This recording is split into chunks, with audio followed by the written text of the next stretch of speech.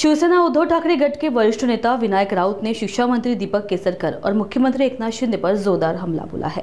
विनायक राउत ने कहा कि दीपक केसरकर ने शिक्षा विभाग की साख को पूरी तरह खत्म कर दिया। उन्होंने आरोप लगाया कि शिक्षण खात्याचं बट्ट्याबोळ करण्याचं काम केलं, यानी कि शिक्षा विभाग को पूरी तरह बर्बाद करने का काम दीपक केसरकर ने किया है। राउत ने इस दौरान शिंदे भाजपा गठबंधन पर भी तीखा हमला बोला। उन्होंने कहा कि भाजपा ने अपने राजनीतिक स्वार्थ के लिए शिवसेना को तोड़ा और एकनाथ शिंदे ने उस पाप को अपने सिर पर ले लिया। बघा, आम्ही सुरुवातीपासून सांगतो की भारतीय जनता पक्षाने स्वतःचा राजकीय स्वार्थ साधण्यासाठी शिवसेना फोडण्याचं महापाप केलं आणि त्यामध्ये गद्दार एकनाथ शिंदेच्या गटाने ते पाप झेललं स्वतःवर। आता त्या पापाचं वाटेकरी त्यांना व्हावंच लागेल आणि म्हणून भारतीय जनता पक्षाची आता गरज संपलेली आहे। शिंदे गटाची गरज संपलेली आहे भारतीय भाजपाला।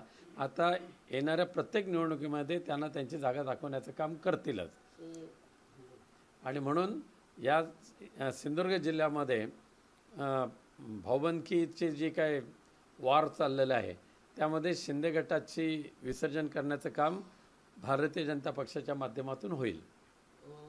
महाविकास आघाडी या निवडणुकीमध्ये आघाडीमधून उतरणार की सोबळता शक्यतो आमचे प्रयत्न राहतील की महाविकास आघाडीने एकत्रित लढावं, परंतु छोट्या निवडणुकीमध्ये कार्यकर्त्यांची इच्छा असते प्रत्येक पक्षाच्या, त्यामुळे चर्चा तर करणार पण कंपल्सरी नाही आहे। शक्यतो महाविकास आघाडीचा प्रयत्न करू, नाही झालं तर स्वतंत्र लढू। काल एक पवईमध्ये घटना घडली, यामध्ये रोहित आर्या याचे 2 कोटी रुपये थकवले आणि त्याने त्याच्यावर आंदोलन देखील केलं होतं मिळवण्यासाठी। त्यानंतर काल त्याने टोकाचा पाऊल उचललं, त्यानंतर त्याचा एन्काउंटर झाला। कसं बघता याकडे? खरं म्हणजे काल पवईमध्ये जी दुर्दैवी घटना घडली होती, रोहित आर्याने निष्पाप असलेल्या काही मुलांना डांबून ठेवलं होतं आणि ओलीस ठेवलं होतं, परंतु मी मनापासून अभिनंदन करेन पवई पोलिसांचं की ज्यांनी अत्यंत कुशलतेने आणि बुद्धिचातुर्याने आरोपीला तर पकडलंच पण त्या मुलांना सुद्धा सुरक्षितपणे बाहेर काढलेलं आहे। दुर्दैवाने सध्या महाराष्ट्रामध्ये क्राईम रेट जो आहे तो खूप मोठ्या प्रमाणात वाढलेला आहे। गृहमंत्री मुख्यमंत्री एक असून सुद्धा गुन्हेगारांना धाक राहिलेला नाही, गुन्हेगारांवर वचक राहिलेले नाही आणि म्हणून अशा पद्धतीचे प्रकार होत आहेत। मात्र त्याच्यामध्ये त्याने आरोप केला, व्हिडिओ बनवला त्याच्यात त्याने म्हटलंय की आपले 2 कोटी रुपये आहेत ते शासनाने थकवले होते, यासाठी त्याने पाऊल उचललं असं बोललं जाते। त्याकडे कसं बघतं? शासनाकडे महाराष्ट्रामध्ये काम करणाऱ्या छोट्या मोठे तर नाही मी सांगत, छोट्या छोट्या ठेकेदारांचे हजारो कोटी अडकलेले आहेत, त्रस्त झालेले आहेत, जीवन त्यांना नकोसं झालेलं आहे। त्यामुळे रोहित आर्याची आणखी पुनरावृत्ती महाराष्ट्रामध्ये होऊ नये यासाठी महाराष्ट्र सरकारने या छोट्या ठेकेदारांचे पेमेंट ताबडतोब करण्याची आवश्यकता आहे। रोहित आर्या प्रकरणात दीपक केसरकरांचं नाव आलेलं आहे, याकडे कसं बघतो? आणि त्यावेळी ते शिक्षण मंत्री होते।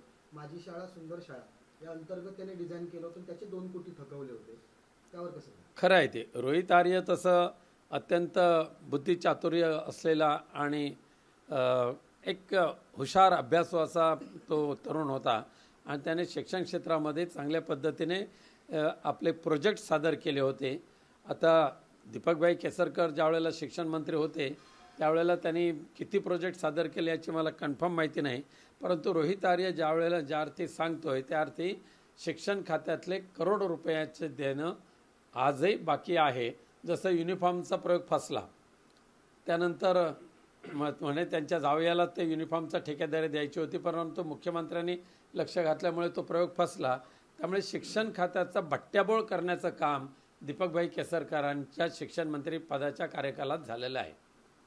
भाई, बच्चू कडू सोबतच्या बैठकीनंतर फडणवीस सरकारने एक मोठा निर्णय घेतलाय आणि 30 जूनपर्यंत कर्जमाफी करण्यासंदर्भात अंतिम निर्णय घेऊ अशी देखील माहिती दिली आहे। 30 जून 2026 मग तोपर्यंत महाराष्ट्रातला खास करून मराठवाडा, आता कोकणसुद्धा शेतकरी उद्ध्वस्त झालेला आहे। म्हणजे मराठवाड्यातले विदर्भातले शेतकरी आंदोलनाला उतरतात, कोकणातले बिचारे मुकाने मार सहन करत असतात। आज संपूर्ण महाराष्ट्रातला शेतकरी बागायतदार हा उद्ध्वस्त झालेला आहे आणि या उद्ध्वस्त शेतकरी बागायतदारांना वाचवण्यासाठी जर शक्तीपीठाला प्रत्येक किलोमीटरला 100 कोटी रुपये घालण्याची तयारी देवेंद्र फडणवीसांची असेल, तर आत्ताच्या महाराष्ट्रातल्या शेतकऱ्यांना, कोकणातल्या शेतकऱ्यांना वाचवण्यासाठी तुम्हाला 5,000 कोटी तुम्ही तातडीने देऊ शकत नाही. आत्तासुद्धा 31,000चं पॅकेज डिक्लेअर केला आणि 8,000 कोटी तरी सोडलेले आहेत. आणि ते सुद्धा जर शेतकऱ्यांना वेळेवर मिळत नसतील, कर्जमाफी जर होणार नसेल, तर जूनपर्यंतची जी मुदत आहे ती मान्य करू नये बच्चू कडूने, अशी माझी मनापासून इच्छा आहे. त्या दरम्यान आता जेव्हा कर्जमाफीसाठी आंदोलन सुरू होतं त्यावेळी बच्चू कडू आणि राजू शेट्टींसह शेकडो आंदोलक जे आहेत त्यांच्यावरती आता गुन्हे दाखल झालेले आहेत. गुन्हे दाखल करण्यापलीकडे देवाभावांच्या सरकारकडे दुसरं काही आहेच नाही. आंदोलन करा, गुन्हे दाखल करा, आंदोलन करा, गुन्हे दाखल करा. मग स्वतःच्या पापक्षालन करण्यासाठी निरपराधांवर गुन्हे दाखल करण्याचं पाप जर हे देवाभाऊचं सरकार करत असेल, तर असलं नतदष्ट सरकार महाराष्ट्रामध्ये आलं हे आपलं दुर्दैव. शिवरायांच्या गड किल्ल्यावर नमो पर्यटन केंद्र उभारल्यास तिजोरीमध्ये खळखटाक होईल असा राज ठाकरेंनी इशारा दिला आहे. त्यासोबतच मुख्यमंत्रीपदासाठी आणखी किती लाचारी पत्करणार अशा शब्दात एकनाथ शिंदेंवरती जहरी टीका केली. खरं आहे ते. केवळ केवळ दिल्लीची चाटेगिरी करणं या पलीकडे सध्याच्या या गद्दार गटानं काय राहिलेलंच नाही आहे. आज गडकिल्ल्यांचं संवर्धन करणं, संरक्षण करणं, ते विकसित करणं, पर्यटकांना त्या ठिकाणी सोयीसुविधा उपलब्ध करणं, त्यासाठी नमो पर्यटन केंद्र कशाला हवं आहे? आपल्या ज्या महाराष्ट्रातल्या अस्तित्वात असलेल्या योजना ह्यासुद्धा पुरेशा आहेत.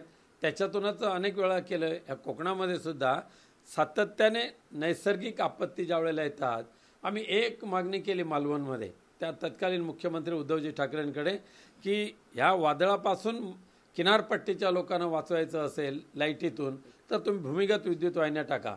आणि जवळजवळ 3,700 कोटीचा प्रस्ताव त्यावेळेला तयार केला. आज सुदैवाने केंद्र आणि राज्य सरकारच्या सहकार्यातून संपूर्ण किनारपट्टी ही भूमिगत विद्युत वाहिन्यांची केली जाते. मग इच्छा असेल तर मार्ग सापडतो, पण केवळ नमोचं नाव वापरायचं आणि शिवरायांच्या गडकिल्ल्यांवर त्यांचं प्रेझेंटेशन करायचं, ही घाणेरडी वृत्ती आहे. भाई, शेवटचा प्रश्न अगदी, आता आमच्या गाठीभेटी होतच राहणार असं सूचक वक्तव्य जे आहे ते उद्धव ठाकरेंच्या भेटीवर या चर्चा सुरू आहेत तेव्हा ते राज ठाकरे म्हणतात.